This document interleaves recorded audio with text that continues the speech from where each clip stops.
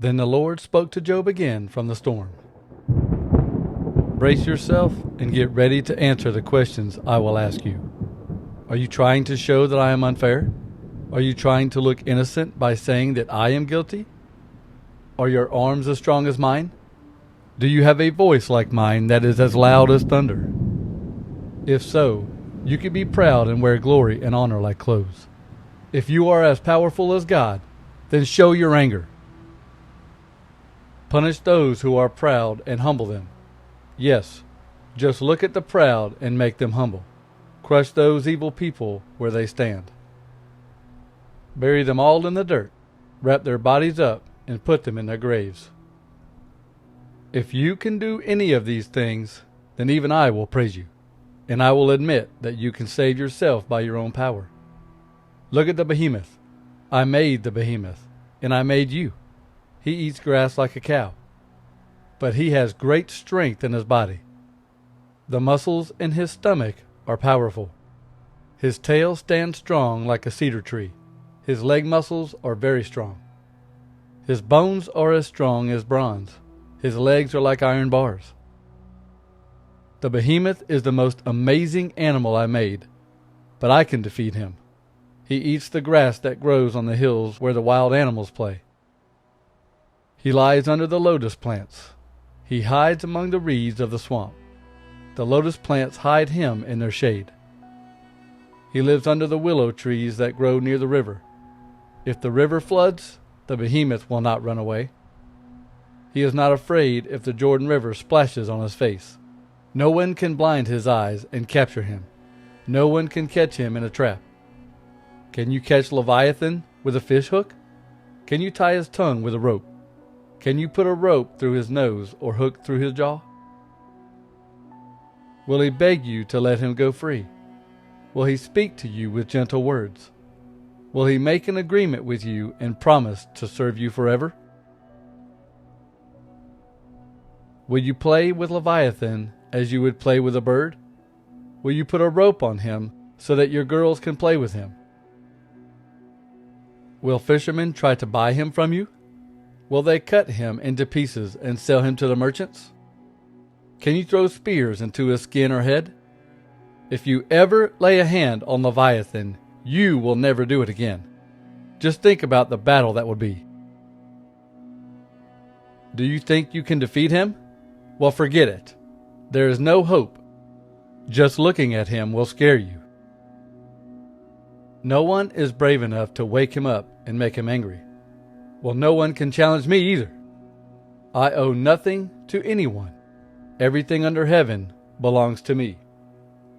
I will tell you about Leviathan's legs, his strength, and his graceful shape. No one can pierce his skin. It is like armor. No one can force him to open his jaws. The teeth in his mouth scare people. His back has rows of shields tightly sealed together. They are so close to each other that no air can pass between them. The shields are joined to each other. They hold together so tightly that they cannot be pulled apart. When Leviathan sneezes, it is like lightning flashes out. His eyes shine like the light of dawn. Burning torches come from his mouth. Sparks of fire shoot out. Smoke pours from his nose like burning weeds under a boiling pot. His breath sets coals on fire, and flames shoot from his mouth. His neck is very powerful. People are afraid and run away from him. There is no soft spot in his skin. It is as hard as iron. His heart is like a rock. He has no fear. It is as hard as a millstone.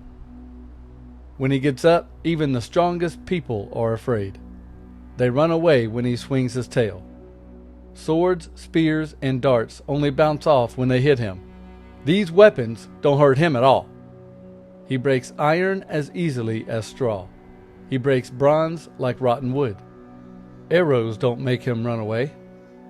Rocks thrown at him seem as light as chaff. When a wood club hits him, it feels to him like a piece of straw. He laughs when anyone throws a spear at him. The skin on his belly is like sharp pieces of broken pottery. He leaves tracks in the mud like a threshing board. He stirs up the water like a boiling pot. He makes it bubble like a pot of boiling oil. When he swims, he leaves a sparkling path behind him. He stirs up the water and makes it white with foam. No animal on earth is like him. He is an animal made without fear. He looks down on the proudest of creatures. He is king over all the wild animals. Then Job answered the Lord, I know you can do everything. You make plans, and nothing can change or stop them. You asked, who is this ignorant person saying these foolish things? I talked about things I did not understand. I talked about things too amazing for me to know. You said to me, listen, and I will speak. I will ask you questions, and you will answer me. In the past I heard about you, but now I have seen you with my own eyes, and I am ashamed of myself. I am so sorry. As I sit in the dust and ashes, I promise to change my heart and my life. After the Lord finished talking to Job, he spoke to Eliphaz from Teman. He said, I am angry with you and your 2 friends, because you did not tell the truth about me, as my servant Job did. So now, Eliphaz, get 7 bulls and 7 rams. Take them to my servant Job. Kill them and offer them as a burnt offering for yourselves. My servant Job will pray for you, and I will answer his prayer. Then I will not give you the punishment you deserve. You should be punished, because you were very foolish. You did not say what is right about me, as my servant Job did.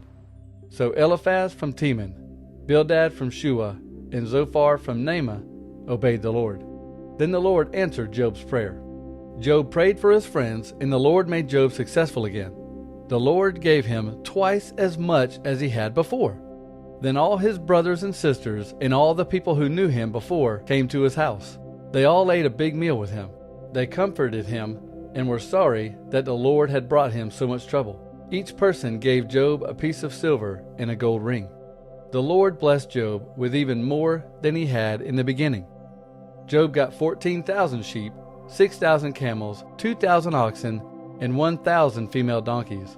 He also got 7 sons and 3 daughters. He named the first daughter Jemimah and the second daughter Keziah. He named the third daughter Karen-Happuch. Job's daughters were among the most beautiful women in all the country, and like their brothers, they each got a share of their father's property. So Job lived for 140 years more. He lived to see his children, his grandchildren, his great-grandchildren, and his great-great-grandchildren. Job lived to be a very old man who had lived a good, long life.